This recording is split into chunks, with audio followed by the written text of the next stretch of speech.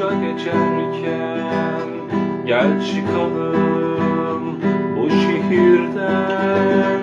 Ağaçlar gökyüzü ve toprak uyurken dolaşalım kumsallarda. Çılgın kalabalıklar artık uzaklarda.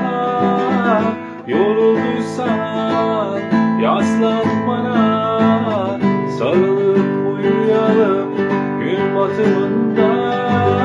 Belki üstümüzden bir kuş geçer, kanadından bir tüy düşer.